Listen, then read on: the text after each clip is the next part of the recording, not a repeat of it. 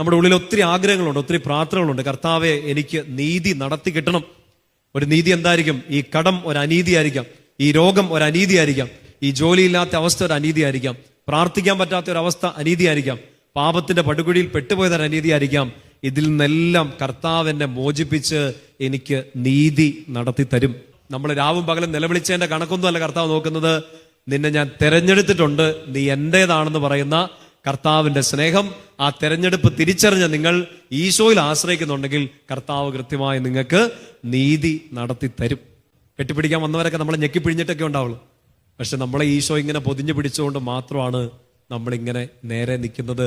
ദുഷ്ടൻ നമ്മളെ തൊടാതെ, തിന്മ നമ്മളെ സ്പർശിക്കാതെ കർത്താവ് നമ്മളെ പൊതിഞ്ഞു പിടിച്ചു. കർത്താവെ, എന്നെ മാറ്റാൻ വേണ്ടിയിട്ട്, എന്നെ മിടുക്കനും മിടുക്കിയാക്കാൻ വേണ്ടിയിട്ട്, എന്നെ കുറേം കൂടെ നിന്നിലേക്ക് അടുപ്പിക്കാൻ വേണ്ടിയിട്ട് നീ അനുവദിച്ച, എന്നെ മാറ്റാൻ വേണ്ടി നീ അനുവദിച്ച ഈ സഹനത്തെ ഞാനിതാ ഏറ്റെടുക്കുന്നു. ലോകത്തിൽ എനിക്ക് ഞെരുക്കമുണ്ട്, പക്ഷെ എന്റെ കൂടെ നിൽക്കുന്നവൻ ഈ ലോകത്തെ ജയിച്ചിരിക്കുന്നു. ഞാൻ അവന്റെ കൂടെ നിന്നാൽ, അവനിൽ അഭയം പ്രാപിച്ചാൽ, അവനെ വിളിച്ചപേക്ഷിച്ചാൽ, അവനോട് ചേർന്ന് നിന്ന് രാവും പകലും അവന്റെ കൂടെ നിന്നാൽ അവൻ എനിക്ക് വേണ്ടി നീതി നടത്തി തരും. അത് 25 30 40 വർഷം കഴിഞ്ഞിട്ടാണേലും എനിക്ക് നീതി നടത്തി തരും. അതുവരെ പിടിച്ചു നിൽക്കണമെങ്കിൽ, സഹനത്തിൽ പിടിച്ചു നിൽക്കണമെങ്കിൽ, പരാതികളില്ലാതെ ജീവിക്കണമെങ്കിൽ ഇപ്പൊ ഇത് ഏറ്റെടുക്കുക.